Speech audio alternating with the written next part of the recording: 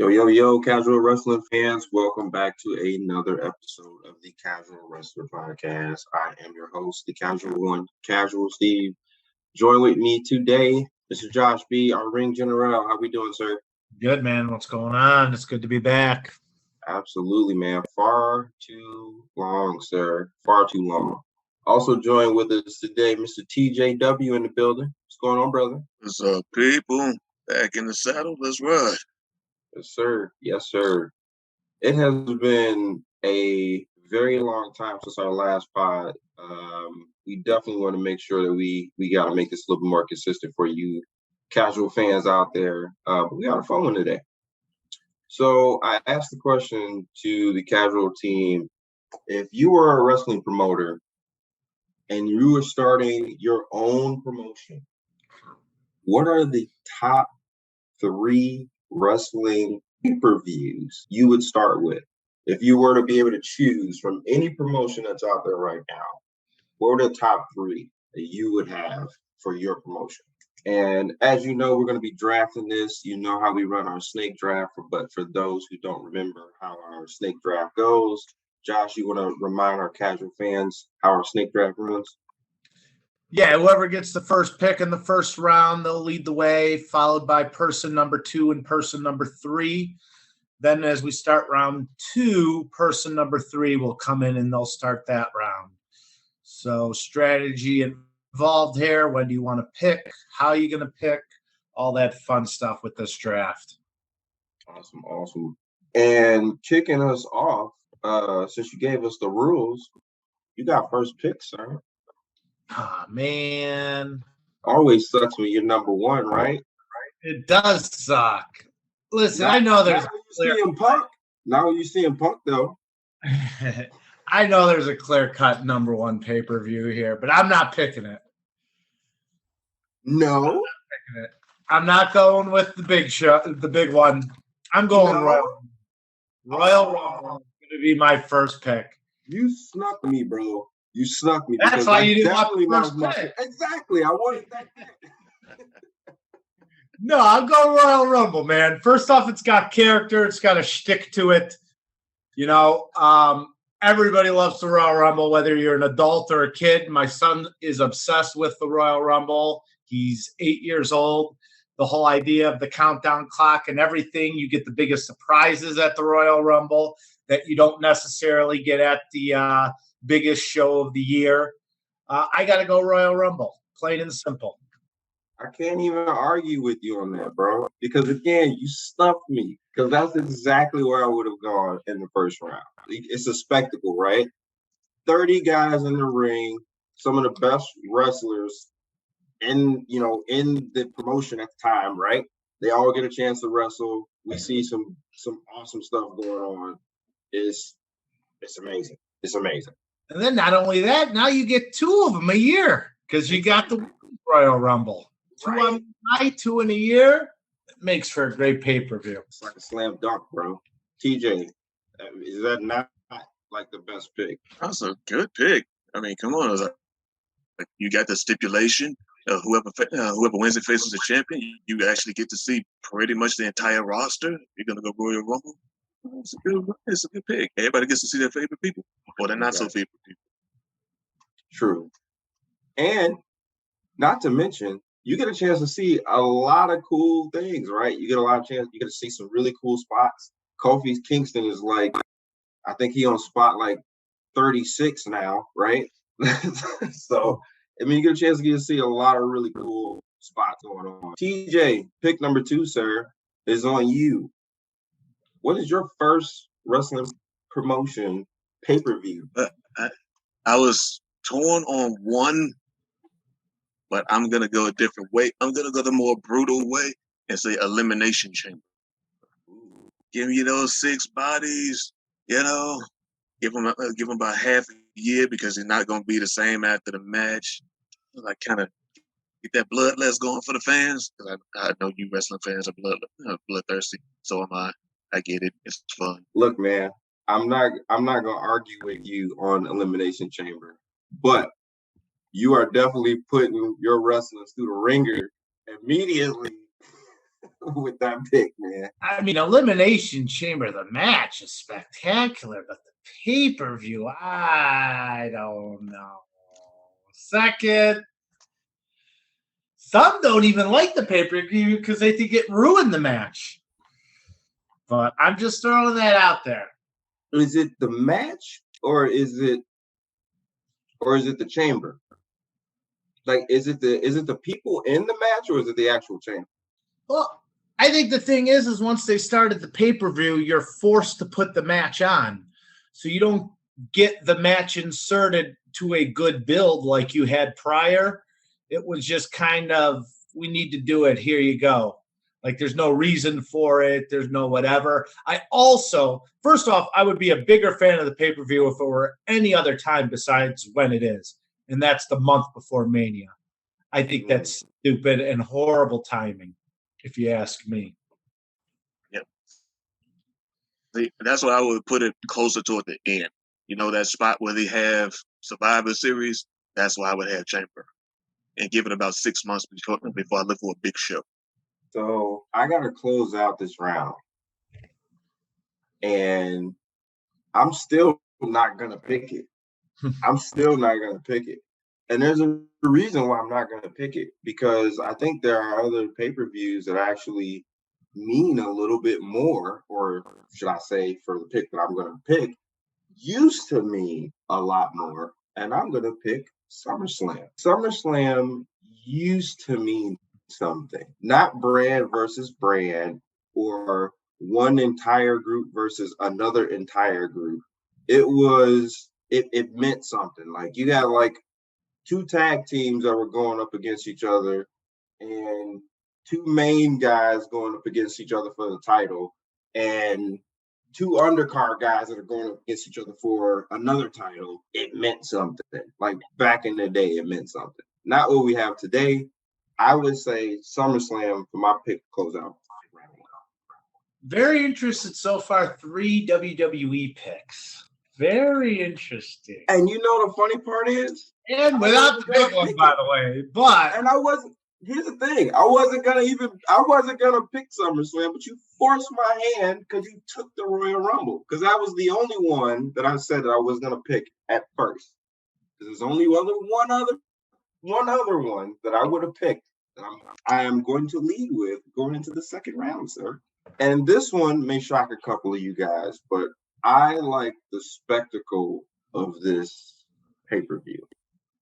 I like how big this pay-per-view is, because we get a chance to see not only great technical wrestling, we get a chance to see the high-flying spots. You get a chance to see all the submission base. You get a chance to see every different type of wrestling, from the sports entertainer to the actual professional wrestling piece. And that, in round 2, my first pick is going to be Wrestle Kingdom. A lot of great main events have happened at Wrestle Kingdom. A lot of great events. I'm not going to run down the list because we're going to be here for the next 3 days talking about the greatest matches that have happened at this pay-per-view. I can't disagree with the pick. It's a great pay-per-view. I like the 2-night format. They've kind of led the way for the WWE. I'm just not a big New Japan guy. I know that's more your thing, Steve. So I've only seen 1 or 2 of them to really judge them. I guess when I'm thinking our questions, though, I'm thinking more of the set design, the matches themselves. What makes the pay-per-view the pay-per-view? I would say, if you go back, if you look at Wrestle Kingdom, it almost looks like you've been to a concert, right? Sure. And you have like the giant, this giant venue, the giant stage, and just the grandness of it all. It looks like it is huge, right? Like, you're fighting in a massive arena. Like, every event, even though it looks small and like, even though if you're there, it's probably like a smaller venue, but when you see it on TV, it looks grand. Like, it looks amazing. So now this might make our podcast look good with my line of questioning, and I apologize. But as an ignorant New Japan fan, is that the only pay-per-view in the Tokyo Dome every year? I don't believe so. I don't believe so. I think they have other ones in the Tokyo Dome. Yeah, they do have other ones in the Tokyo Dome. But that's like the main staple. That's the WrestleMania for New Japan. Wait, what's WrestleMania? I thought we were going to say a word. Exactly. I thought we were going to say it here. If you want to make some equations, right? If you want to make make it equal, right? It's the WrestleMania, and I put that in quotations for those who have not seen it. It's the WrestleMania. Just again, it's the grandest stage of them all, and it's where again you get a chance to see some of the best wrestling and the best technical wrestling, and just the best spectacle. It's like going to Barnum and Bailey, bro. That's how big this is. And those who don't know who Barnum and Bailey is, Google.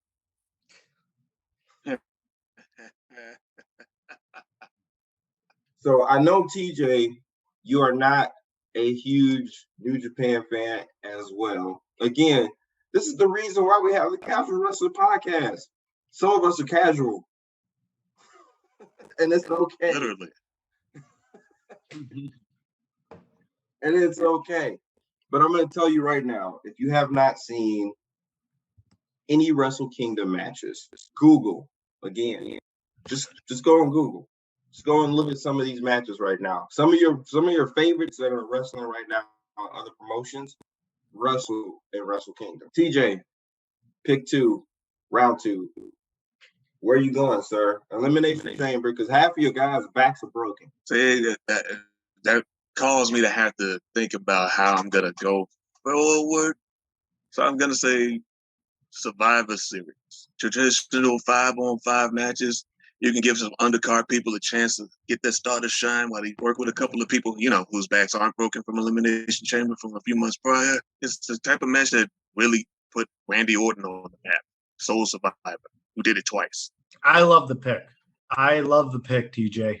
I'm with you on this one, man. This is a classic pick. And every time I hear Survivor Series, you know what I think of? WWF. Yes, I'm going back. WWF is a Raw or WWF Survivor Series and WWF Raw for the NES, for the Nintendo or the Super Nintendo. Every time I hear that game, every time I hear Survivor Series, I think of that video game. Side note. But anyway, I love the pick. Absolutely. Again, yeah. Back when it meant something. See, I disagree. Thank you for throwing that out. What? I actually like the new Survivor Series, the Raw vs. SmackDown. I think that people get pissy and bitter that it's not the old Survivor Series and they haven't given it a chance. But I love the new SmackDown vs. Raw format. And I think they've done a great job with the build every year doing it. And that is why I didn't pick it in round 1, because I feel like it carries over to SummerSlam, because we still got this Raw versus SmackDown feud that doesn't mean anything at the end of the day. Because so perfect example. Raw wins or SmackDown wins. What does that do for the brand? But it's not that. It's not who wins. It's just seeing the crossover matches. Like, let's not forget that the birth of Becky Lynch was at Survivor Series. Yeah, the turn happens at SummerSlam. Everybody pops for her. The most iconic image of that run is her bleeding from her mouth in the build-up to Survivor Series. We got AJ versus Lesnar one year at Survivor Series, which was a dream match at the time. So, like, people talk about there's so much crossover, you really don't get dream matches, but you do. You do. You know what? To a degree, I get you. But here's the thing that bothers me with this. Not the pick, just the format. But we can take this offline. I feel like there needs to be something behind the win. Example. If there was a a trophy or something. Besides we won, I think there needs to be a little bit more. Like that team gets a title pulled from from the other brand or something. Something to make me want to be invested a little bit more. I don't think there's a lot of investment sometimes. That's just my sense. You mean like maybe you'll be able to draft one wrestler from there? That Like would from be the other brand. awesome. That would be awesome. Like some kind of stipulation besides we won. I agree and disagree with you. I agree in the sense that, or I disagree in the sense that there shouldn't be any award or anything like that. But I do agree with you that they don't build off of it at all. And I go back to two examples. The year they let NXT do it with them, and they did the 3 brands, and NXT won, yet really nothing ever came of it. And then the other years, didn't one year, I forget which, I think it was SmackDown practically swept Raw. That was a year. And like they didn't do anything with it. And I think that's my issue. That right there is my issue. I feel like there needs to be something behind it, behind the win. I love the idea, by the way, of one brand sweeping the other, but they just didn't build off of it. So I agree and I disagree with you. Hey, man, I'll take it where I can get it. Close us out, brother. Round 2, pick 3. Where we going? I'm going to go with an unpopular, not unpopular, excuse me, but I'm going to go a little out of left field here. I'm going to go with Halloween Havoc as my pick. Ooh.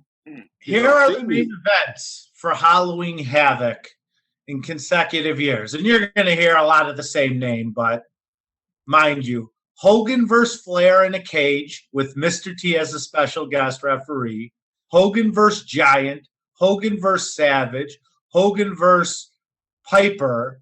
You had the Goldberg Dallas Page match, which was great, and then Sting Goldberg. I mean, if you ever listen to Bischoff's podcast, he kind of admits that at one point that becomes the most important pay-per-view of the year for WCW, more than Starrcade. And I go back to what I said earlier. It had a unique feel to it. The set, you would have announcers dressing in costume. I mean, it was more than just your average pay-per-view. I love it. I loved it. I like the gimmicks behind it. I mean, because it's kind of around Halloween time. So, I mean, they played off of, the Halloween theme. I love the fact that a lot of the characters, we got the characters would come out in a different theme or come out in something like, completely different. Like Rey Mysterio came out, looking like the Phantom. Yeah. Oh my God. Like that was just like really, really cool to see like those themey type deals inside of like really good wrestling matches that you had also. And just, because you said it clicked in my head, Steve. So you got Halloween Havoc with Halloween. The previous pick, Survivor Series, which in the early years was always tied to Thanksgiving. Aren't those so much better than what we get nowadays on Raw and SmackDown, where it's a holiday, let's have a food fight? I mean, that was so much better. Yes, very much so. I mean, it's almost become gimmicky when they do it.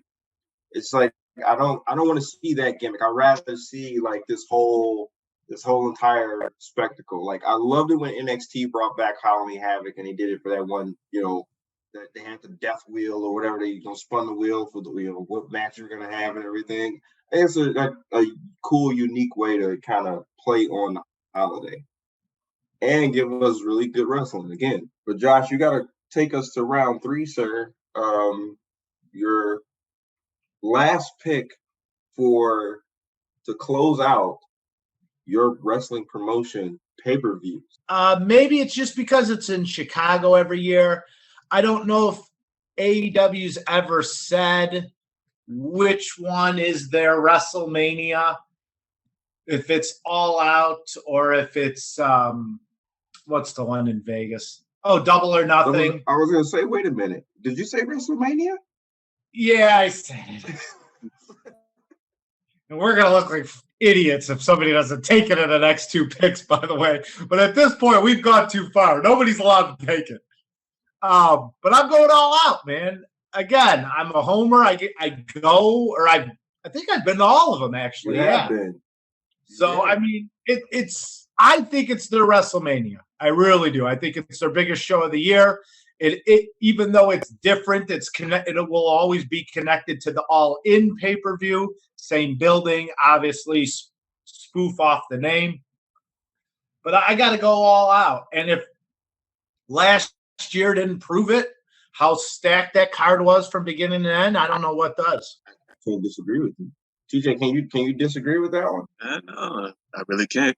Unfortunately, I've only seen highlights, so I don't know how well all the pay-per-views go. The AEW just yet from start to end. But I've seen the highlights, man. It's a good one. Look, man, we got some really good wrestling. I know I've only been to one. But again, I've seen all of them, and every one of them has been amazing. And you're 100% right, Josh. The last one, the card was so stacked. I don't think you had a bad match. You couldn't find a bad match in that pay-per-view at all. TJ, pick number 2, round 3. I know, sir, that you have always been the wild card, and we have gone a very long time not picking a certain pay-per-view. Where are we going, sir? Well, we keep dancing around it, so I'll bring up the elephant in the room. ECW Barely Legal. I love it.